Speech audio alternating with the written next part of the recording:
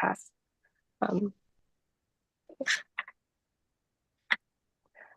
So there's been much progress made over the years using learning-based approaches for teaching robots various skills, and some popular techniques include imitation learning and reinforcement learning.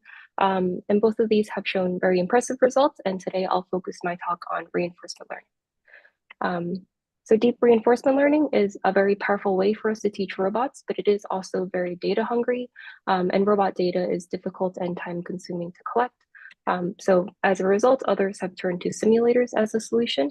Simulators allow us to study complex tasks such as locomotion, rearrangement, navigation, or even manipulation. And the benefits of simulators are that it's, one, it's safe, so it allows researchers to study corner cases that might be challenging to recreate without damaging or causing wear and tear to robotic platforms.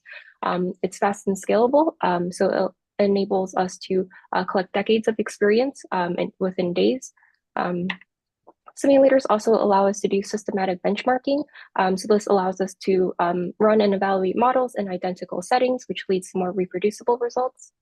Simulators are also cheap, so they lower the barrier to entry, which enables larger contributions to robotics developments, even to those who don't have access to hardware.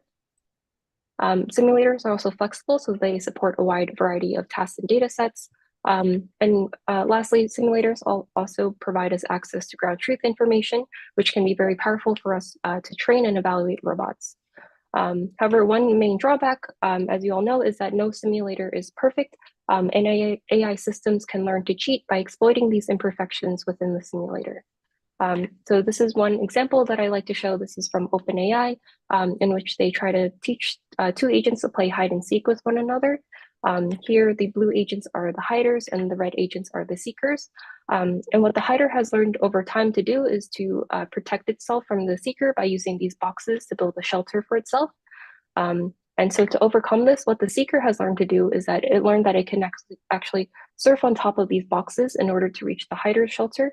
And this lets the seeker catch the hider and win the game. And so this box surfing ability is only possible because there's actually a physics error in the simulator, which allows the agent to exert a force onto themselves, regardless of whether or not they're on the ground. And this strategy that's learned by a seeker in an imperfect simulator obviously won't translate to the real world. And this is just one example of many in which AI systems were able to sort of game the system and exploit these imperfections to lead to results that were not intended by the original experiment set out by the researcher. So the question I'd like to focus on today in my talk is how can we still train robots within these imperfect simulators while ensuring that these learned skills will generalize to the real world? So today in my talk, I'd like to go over sort of two main directions. The first half, I'll be talking about scalable robot skill learning, so how we can use large-scale learning in simulation to learn high and low-level robot skills.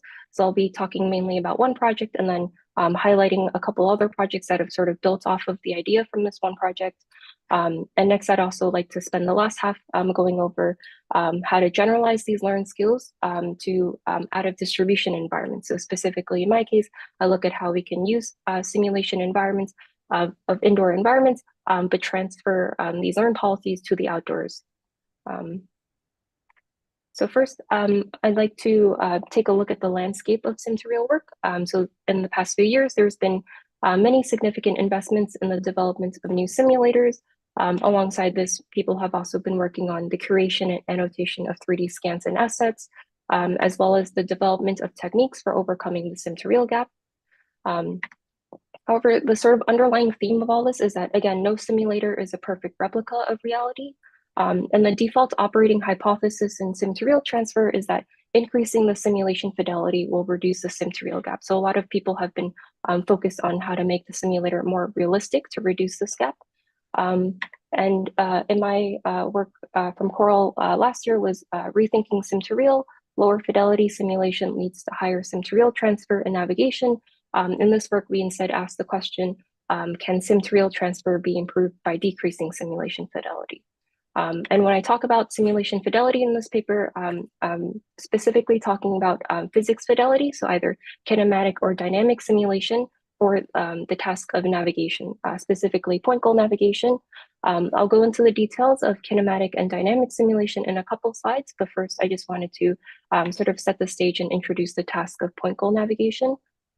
In point goal navigation, the robot is initialized in a previously unseen environment, and it needs to navigate from a starting location to a goal location that's specified, such as go to delta X, delta Y.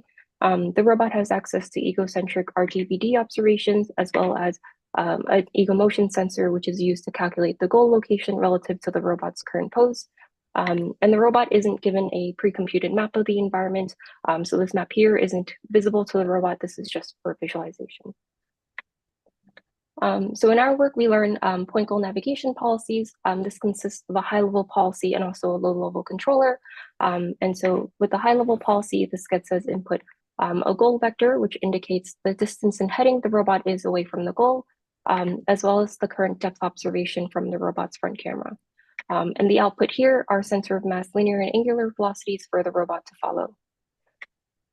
In our work, we consider two forms of low-level controllers, and we're interested in examining the level of fidelity needed for this low-level controller for the robot for the task of navigation.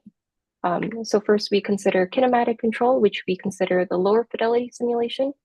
So kinematic control uses abstracted physics, and we simply teleport the robot to the next state using Euler integration.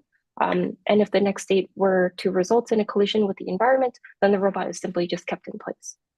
On the other hand, we also consider dynamic control, which we consider the higher fidelity simulation.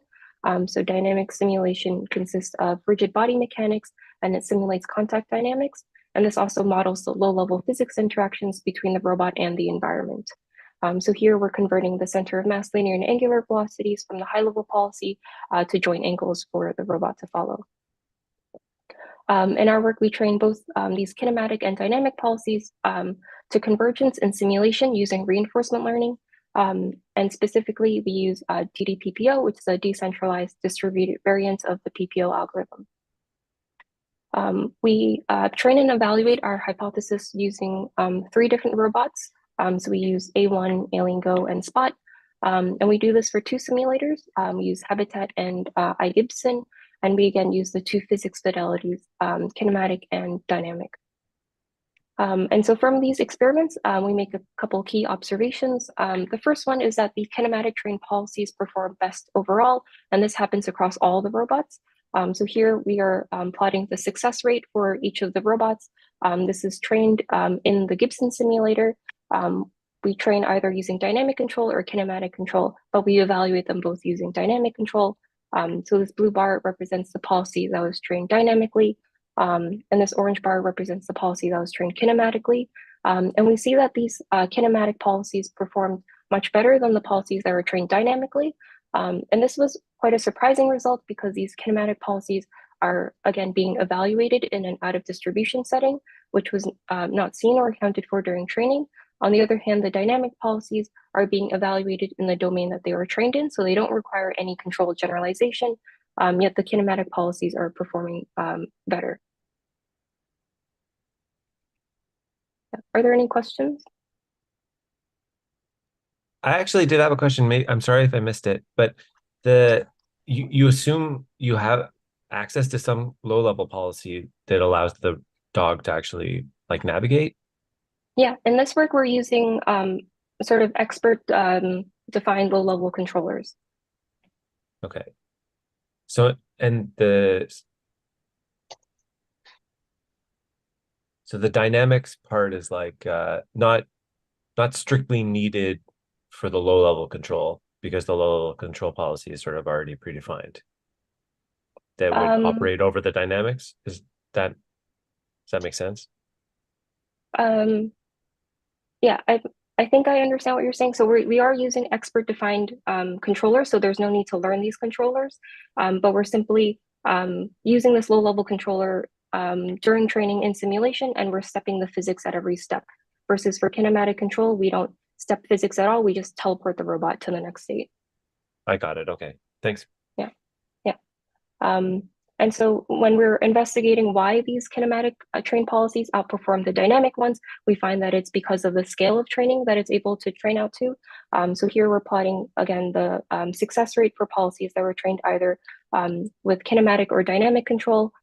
We train both policies out to convergence, so 3 days for the kinematic policies and 7 days for the dynamic ones, both using the same compute. And we see here, again, that the kinematic train policies outperform the dynamic ones. But if we were to, instead of looking at the wall clock time, look at the steps of experience, we see that the kinematic training is actually much faster than training dynamically. So with kinematic training, the robot is actually able to learn from approximately 10 times more experience than training with dynamic control, despite, again, training for less wall clock time. And this increased experience is what's crucial for these end-to-end trained approaches, which allows the kinematic trained policies to learn the intelligent high-level reasoning. And we also see that these dynamic policies are not robust to different dynamic simulations.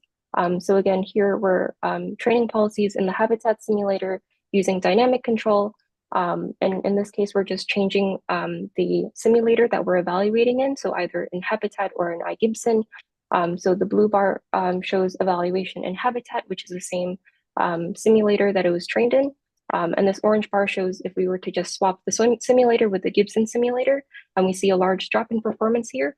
And so this shows that these dynamic policies are overfitting to the simulator dynamics during training, and so they fail to generalize to new settings. And this sensitivity to simulation makes training these dynamic policies difficult, especially when the ultimate goal is to transfer to the real world, where sort of the controller might be unknown if you're, for example, using the Spot robot, where it sort of has a black box low-level controller. And we also evaluate this in the real world. So this is a lobby environment we had at Georgia Tech. We tested this on 5 different episodes in the environment, averaged over 3 trials. And we see that the robot is able to achieve 100% success rate. And also because these are sort of learned policies, we also see that these navigation policies exhibit some robustness. So this is an example of robustness to moving obstacles. So here we sort of block out some paths for the robot where the navigation goal is at that cabinet over there. Even if we were to block off both paths for the robot is still able to continue to explore and eventually navigate to the goal. So some takeaways of this work are that one, training with higher fidelity physics simulation does not necessarily transfer to higher sim-to-real transfer in the case of navigation. We find that the benefits of using low fidelity simulation are that this leads to faster simulation, which lets us collect more steps of experience, which leads to robustness to dynamics. And now there's also no need to implement these low-level controllers in simulation, which would save the developer time in sort of tuning these controllers. And instead, we can leverage low-level hardware controllers that we have in the real world. And on the other hand, dynamic policies will overfit in simulation, and they don't generalize well to the real world. So our suggestion in the paper is that if there is a trade-off between simulation speed and physics fidelity, we should invest in simulation speed for training tasks that can be represented with abstracted action spaces. And I'd like to highlight a couple of works that sort of have built off of this idea. So this next paper is called Binal Visual Navigation and Locomotion Over Obstacles. And in this work, we're not only concerned with sort of navigation, but we also are interested in locomotion over obstacles, which requires a bit more fine-grained locomotion in order to accurately step over these obstacles that may be in the robot's path when it's navigating. So the sort of motivation for this is if you have a robot in your home and you have your home is sort of messy, you have toys on the ground, you don't want your robot to step on it. You want your robots to walk over it, similar to how cats would do that in your house. So in this work, similar to what I just described, we also learned a kinematic navigation policy. This is again trained in the habitat simulator, and the output of this policy are desired velocities for the robot to follow. And this is an example of the robot navigating kinematically within simulation. In this work, we're using AlienGo so that we can actually move each joint of the robot. And so alongside this kinematic navigation policy, we also learn a locomotion policy. This policy is trained in the Isaac Gym simulator, where the inputs are any arbitrary commanded velocity, as well as egocentric depth images from the robot, and also the robot's proprioception. And the output here are joint angles for the robot to follow. This is an example of the locomotion policy. So the robot is using the visual input you see on the left in order to move its limbs to avoid stepping on the objects on the ground. And what we can do here is that we can simply take the commanded velocity output from this navigation policy and use it as input to the locomotion policy. So this allows us to zero-shot couple the navigation and locomotion policy by using the navigation policy's velocity commands to drive the locomotion policy.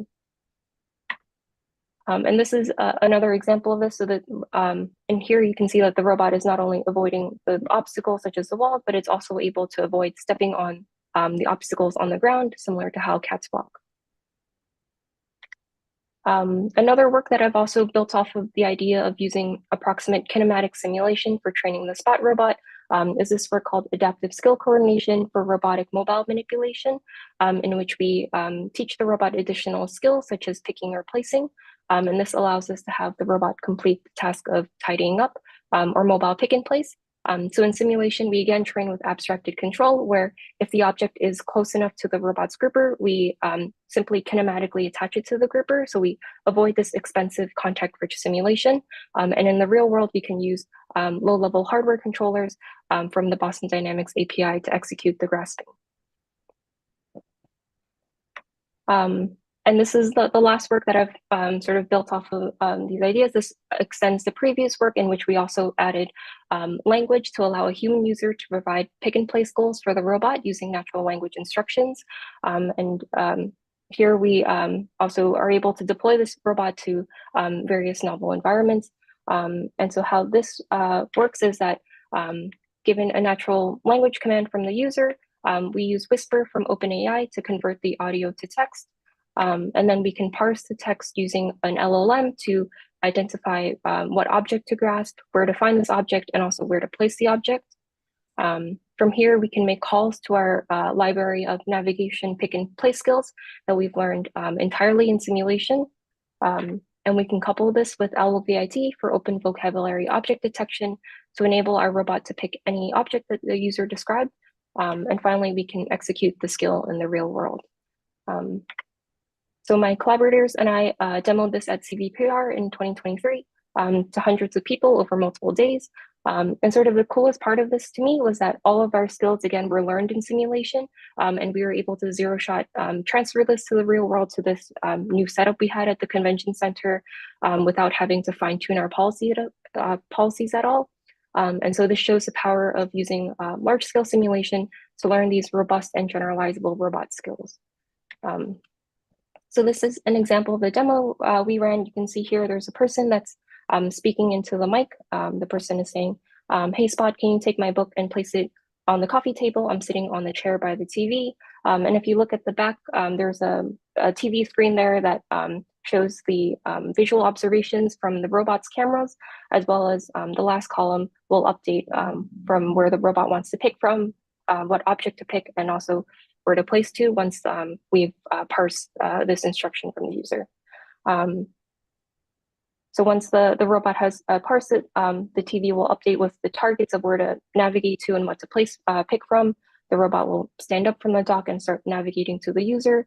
And here we're executing the Boston Dynamics API again for the grasping. And then once the robot has picked up the book, it'll head to the coffee table, place it down, and then sit itself back on the dock once it's done.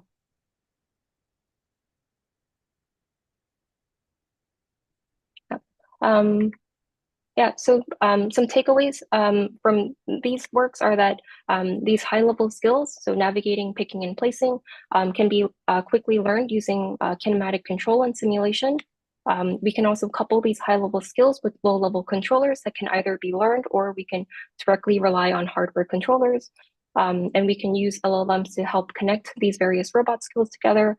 And we've also shown that we can use different simulators for different levels of abstraction to sort of use the benefits of each of the simulators. So we use Habitat for its photorealism to learn these high-level skills. And then we use Isaac Gym for its fast physics to learn low-level skills. So now that I've gone over how we can use large-scale learning and simulation to learn both these high and low-level skills, Lastly, I'd like to highlight this work, which also shows that we can generalize these skills that we've learned within simulation to environments that may be more sort of out of distribution.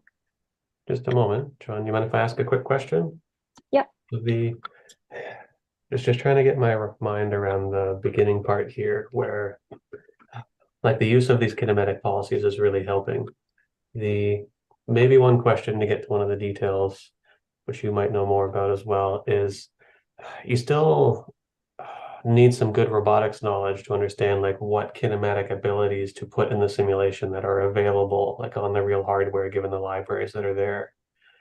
So how do you make those decisions or understand what kinematic abilities are truly going to be available in the hardware?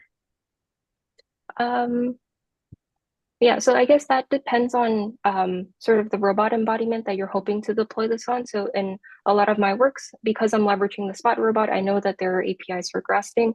But like I've shown in the work where I sort of am learning the locomotion, I show that we don't need to necessarily solely rely on these black box hardware controllers. We can also connect this to learned low-level controllers, but we can learn this in sort of a different simulator that might be more optimized for fast physics. So for an example, Isaac Gym is very good for fast physics, but it's sort of slower for rendering like cameras or having photorealistic environments. So we can sort of leverage the strengths of each of these simulators, and then we can combine them.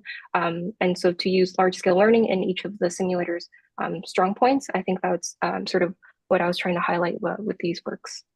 Mm-hmm. So then like in the Isaac simulator, because you do train a dynamic controller in that case to realize some things, but then do you take that dynamic controller and then to understand what kind of kinematics it can actually achieve? Do you like do a bunch of sampling of potential goals to see whether or not the low level controller can achieve those? Yeah, I think that's a great question. In our work, we just zero shot connect them, and we found that sort of the dynamic or the kinematic control was sort of approximate enough of what the dynamic controller would sort of the state that the dynamic controller would lead you to in the end. In the first line of work, what we've also shown is that we can collect a bit of real world data. So if you were to run the Boston Dynamics sort of API, we would collect sort of the noise. And if we were to command the robot to navigate 0.25 meters forward, sort of where the robot would actually end up. And if you can model that, and then you can put that back into your simulator when you're doing kinematic control, then you can also help sort of fix whatever noise you might see in your low level control. So in our kinematic simulation, our first attempt was just if we command 0.25, we assume it automatically gets there, but you can, of course, model the little bits of noise that might, actuation noise that might occur there, and then you can put that back in for kinematic control, and you can just teleport the robot to like 0.2 instead of 0.25 meters. So we can model the noise that way as well. Okay, great. Thank you. That helps. So there's at least some feedback to help understand what is achievable from the kinematic control. Mm-hmm. Yeah. Thank you. I have a question. Yes. Yeah, so I understood that the reason that the policy does better in transfer with the low level simulator or low fidelity simulator is that you're able to train for more environment steps. But I thought the original plots that you showed that both the high fidelity and low fidelity simulators trained to convergence. So would adding more environment steps for the high fidelity simulator have improved the policy? Yeah, that's a great question as well. So in our work, we do try our best to train both of them out for as long as possible. So we did 3 days for the kinematic ones and 7 days for the dynamic ones. But sort of the message that we are trying to convey in our paper is that it's sort of impossible to train the dynamic ones for as many steps of experience as the kinematic ones. So we did train it for more than twice the amount of wall clock time. And we think that wall clock time is sort of the true bottleneck in these robotics experiments, because if we were to train it for out to as many steps as the kinematic ones, that would take months, and then sort of the iteration process would be a lot slower there. Yeah, you might be able to achieve slightly higher performance, but in our work, we showed that sort of the trade-off in the wall clock time isn't worth it, and we can just get away with using approximate kinematic simulation instead. Okay, thank you.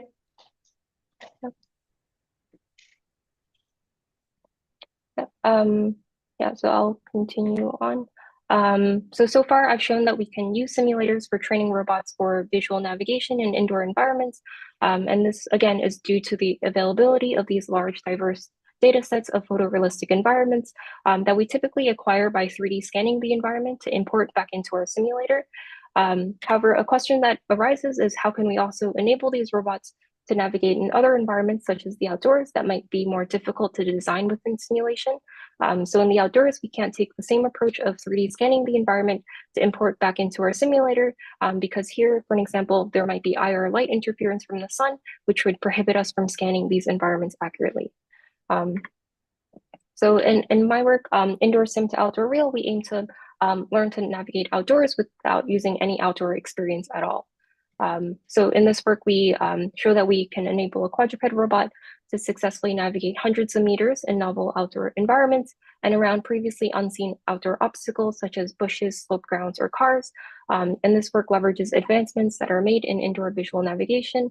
So we train the robot solely in simulated indoor environments using short-range trajectories, and then we zero-shot transfer this to the outdoors for long-range navigation on the Spot robot. So taking a step back, there's been a long history of outdoor navigation for both wheeled robots, autonomous vehicles, and also legged robots.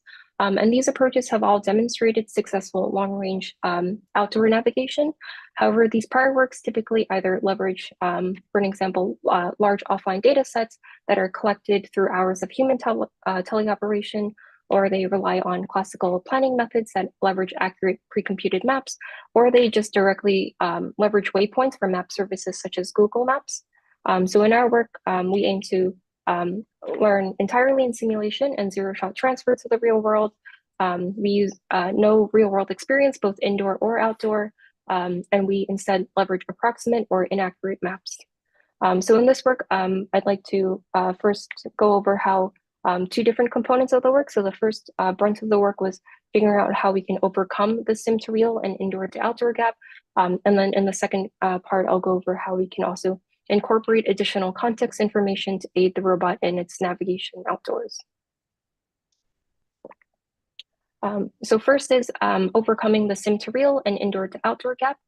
So this again consists of sim to real transfer, which will focus on adapting the visual domain gap, as well as, again, leveraging the idea of using large-scale learning in simulation. And then for indoor to outdoor transfer, sort of the main differences between navigating indoors and navigating outdoors is one, the terrain type. So when you're in indoor environments, you're typically only navigating in flat ground versus when you're outdoors, you might face rocky or sloped grounds.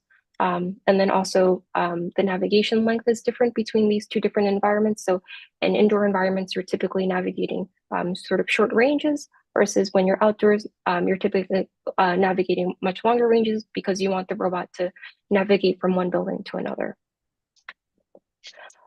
So for sim to real transfer, first, we close the visual domain gap by filtering images that we get from the stereo camera that we have on Spot. So Spot has two stereo cameras on its front, which are then stitched together to create this single depth observation. And we can see that the image quality from the camera is quite poor, and so there are lots of holes and artifacts in this image. So to make the images from Spot's depth camera look more similar to the images that we've seen in simulation, we use an off-the-shelf depth completion algorithm to fill in the holes and smooth out the images. And we also add cutout noise within training and simulation. So we randomly add patches of white space in our images, and that's sort of to emulate the sort of bits of noises that we might see in the robot's camera, even after we've filtered the image in the real world. And we again leverage the idea of using kinematic control for training and simulation. And this is again to help us train at a much larger scale in order to enable navigation. And so from those first bits, we were first able to see sort of signs of life and showing successful sim to real transfer for short range goals. Our first step in the project was we just created a maze-like environment using objects that we found in indoor environments, and we just moved this outside to test Spot. And this was to minimize the distribution shifts from the types of indoor environments that Spot was originally trained in, so we can isolate the gap between sim to real transfer and indoor to outdoor transfer for Spot.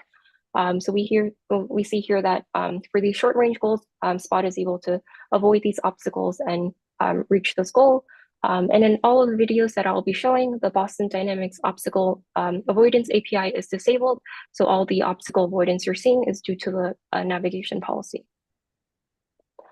So once we were able to see that Spot was able to navigate through these environments using objects from indoor environments, we wanted to see how it would face when it's faced with obstacles that are typically occurring outdoors that wouldn't be shown in simulation of indoor environments.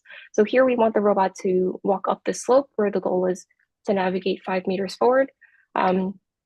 But from this experiment, what we saw is that the robot actually just started walking backwards instead of walking forward. And we were sort of confused as to why the robot was exhibiting this behavior. So we found that the robot just out of the box would fail to walk up these slopes. But if we were to take a look at the depth observations from the robot, we see that the slope actually appears as a very large obstacle in the robot's observation. So the robot is sort of walking backwards to avoid walking up up the slope because it thinks it's an obstacle that it might collide with. So what we can do is we can train using randomized camera pitch within simulation to enable the robot to walk up slopes. So we randomly change the pitch of the robot within simulation. And we find that by adding this sort of camera pitch randomization, this enables our robot to walk up the slopes as well as walk down the slopes. So the robot is able to sort of walk over these various terrain types that we would see in outdoor navigation. And so from the techniques that we have so far, we can combine all of these to enable outdoor navigation by following a sequence of waypoints from one building to another. And we also see that the robot is sort of robust to dynamic obstacles. So I would step in front of the robot, I would place this inflatable balloon in front of him. It's not trained to avoid that, but we find that this obstacle avoidance behavior is what emerges after training and simulation at a large scale. So we've predefined these waypoints for the robot to follow, and we execute point goal navigation for each of these successive waypoints, just to show that by chaining these together, we are able to have the robot navigate this from one building to another.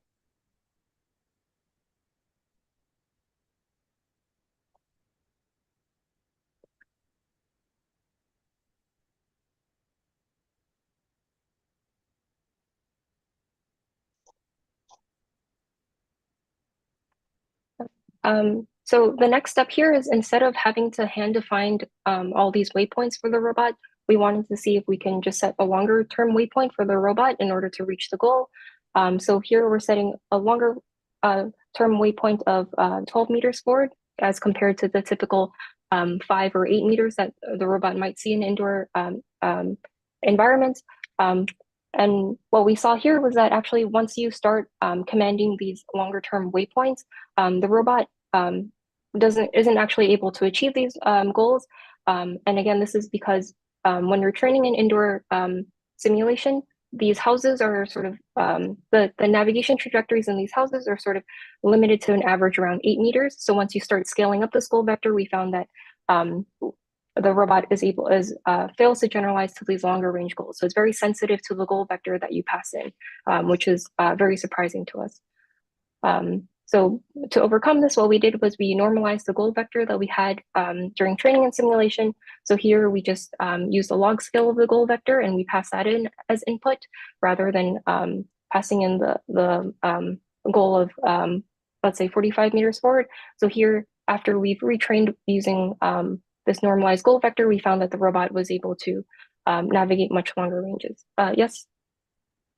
Did you try just doing 2 sequential move forward 6-meter navigation tasks? Would that work? Yeah, so that would work. So that's sort of the example of where we're chaining waypoints together. So if you do 2 6-meter forwards, then that would work. But once the goal vector is much larger, so 12 meters, 45 meters, 100 meters. Just having a larger goal vector, we found that the policy was actually very sensitive to that.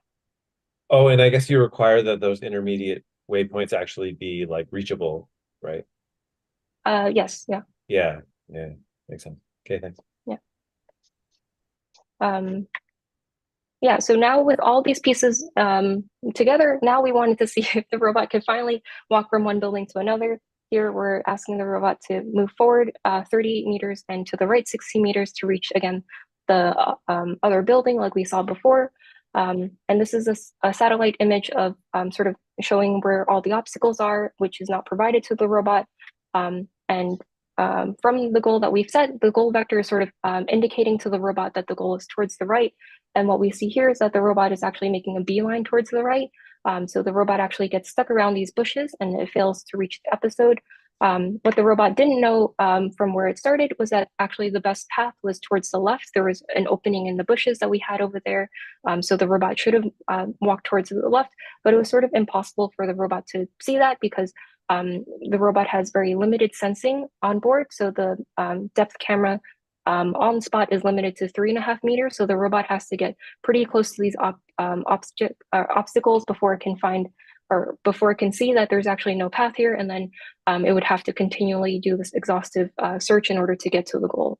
And this is very costly, especially for outdoor navigation, where we're trying to navigate hundreds of meters. So at the scale of navigation, taking the wrong turn or backtracking can be very costly. So this leads us to the second part of the paper where we're interested in sort of incorporating or leveraging this additional context information. And this context information can be, for an example, satellite maps that are freely available outdoors through public map services. In our work, we specifically consider what we call context maps, and these context maps are occupancy maps where white represents free space and black represents obstacles. And so if we were to overlay the context map on top of these satellite images, we see that these maps are inaccurate and outdated. So they don't, for an example, they're missing large portions of the building. They don't show any details like cars or people. But what's crucial for these context maps is that it conveys a hint for the path to the goal.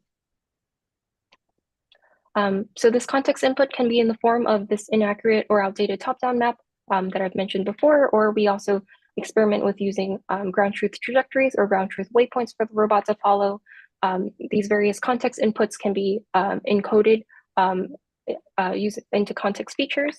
And we compute the scale dot product attention between the depth and context features. And then we pass that into a second GRU to output linear and angular velocities for the robot to follow. And note that we're not running any planning algorithms on this context map. They're simply just fed in as an additional input to the learn policy. So we again train the policy entirely in simulation. So we're again using Habitat. In simulation, these context maps are just ground truth top-down maps of the simulated indoor environment. And to deploy the policy to the real world, a human operator would sketch a context map that would be fed in to the policy as input. So we would be feeding in this middle image here. And we can also automatically generate these images from a digital map if we were to segment out either buildings or roads. So these context maps can also be automatically generated. And so here we're showing how we can just zero-shot deploy these policies to the outdoors. So this shows zero-shot sim-to-real and indoor to outdoor transfer for the context map policies. Here the robot has access to an ego motion sensor, the depth observations from Spot's front cameras, as well as the context map that's used as input. Again, the Boston Dynamics obstacle avoidance API is disabled. And here we're showing that the robot was able to navigate this long range to navigate outdoors. And we see that the policy is able to leverage these context maps to bias its search during outdoor navigation, and it's able to successfully reach the distant goal without any collisions or human intervention. We see that the robot learns to use these inaccurate maps in conjunction with observations from the onboard cameras to adapt to on-the-ground reality, so it can avoid obstacles that are not drawn on the map, using such as bushes, and it's able to navigate in various terrains, including dirt slopes and grass. We additionally test the robustness of our policy by adding varying degrees of noise to the context map within simulation. So in the 100% noise scenario, the robot is given a map where everything is denoted as free space. And we also test against varying degrees of shift noise, which randomly shifts this map provided to the robot in any direction, which would simulate localization errors that might occur on the robot. And we also use cutout noise, which randomly adds patches of free space or obstacle space to the map. And this simulates giving the robot an outdated map, for example, a map with additional or missing obstacles in the environment. And we first see that just the inclusion of context maps improves performance within simulation by around 16% success rate as compared to a policy that doesn't have any context at all.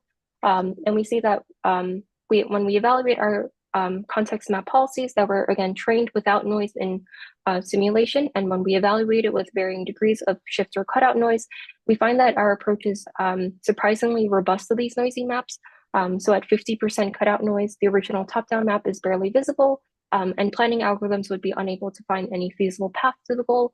But in contrast, our policy is still able to navigate to the goal successfully 81.4% of the time. And we see that at 100% noise, the context map policy behavior gracefully regresses back to the no context policy behavior. So this exhibits the best of both worlds. So we utilize the information in the map when it's available, but we don't underperform map-free approach. And additionally, we see that if we're training, if we train using noisy maps within simulation, then these policies are even more robust to varying noise levels when we evaluate with either shift or cutout noise. And so we see that this maintains a strong performance even when we're evaluating with these noisy maps. So some takeaways of this are that we show how simulators can be used for real-world transfer without having to a priori design and model the deployment scenario. The sort of key to this is to leverage sensors such as depth or context maps that have low sim-to-real gap for generalization in combination with a robust locomotion system that we have from Spot, which under the hood uses a classical robotics stack. And lastly, we show that using context of the environment through our context maps enables a zero-shot sim-to-real transfer to the outdoors for long-range navigation. Yeah, so this is sort of the end of my talk. I'll just leave at this slide, and I'll open the floor to any questions that you guys might have. Okay, thank you so much for the talk. Yeah, any questions? I have one. So I'm sure you've thought about this and you've probably been asked about this, but I wonder if you've, like, to what degree you've thought about, like, I think even in the habitat challenges, right? The point goal navigation one is kind of like the simplest one in the sense that, like, the goal is specified in some kind of like robot centric coordinate frame, which is sometimes difficult to have in practice. And so have you thought about applying these kind of methodologies to some of the more complex challenges where the goal is specified like as an image or in some other kind of way? Mm-hmm.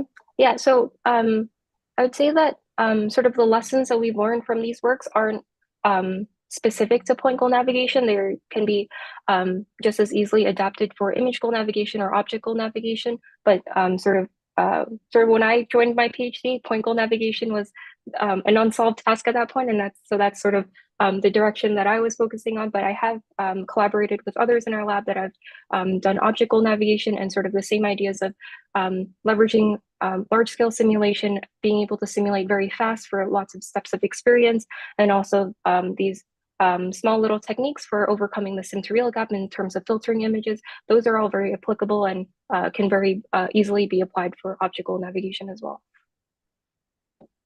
Yeah, it makes sense. Yeah, one quick question. I really enjoyed I2O when I read the paper. I was just wondering, I can see like how it works for outdoor environments because you can process a satellite image. But if you want to deploy this indoors in the real world, you don't have an easy access to a context map, right? So how would you kind of generalize this system to indoor environments, given that it's trained indoors in simulation too? Mm-hmm. Yeah, so for that work, sort of the idea of using these abstracted binary maps was motivated by our desire for this to work both indoors or outdoors. If we were to just purely use the satellite map, then we wouldn't be able to deploy this indoors as well. But because we're lifting this to sort of an abstracted space where we're just focused on occupancy, like if it's free space or not, then this can be very easily used for indoors or outdoors. The human would just have to do a rough sketch of what the environment looks like. And so in our case, we just blocked off where certain obstacles are. We show that, oh, there's an opening towards the left or there's an opening towards the right. And so those are the hints that are what these context maps are sort of trying to convey. So these sketches can be done for indoors as well. Okay, that makes sense. Because accurate mapping can be quite expensive, but you're saying that with just a sketch, that can be enough, right? That can be sufficient. Mm-hmm. Yeah, Okay. so the key here is mainly to like give a robot for a hint on which direction it should start exploring or where obstacles might be, but you don't need to necessarily be very accurate in how far away these obstacles are in the sketch that you provide. These can just be very approximate sketches for the robot. Yeah, okay. Awesome. Other questions? I think we can leave it there. Thank you so much. That was a great talk. Thanks so much. Yeah, thank you for having me. Okay. See you, everyone. Bye-bye. Thank you. Take care.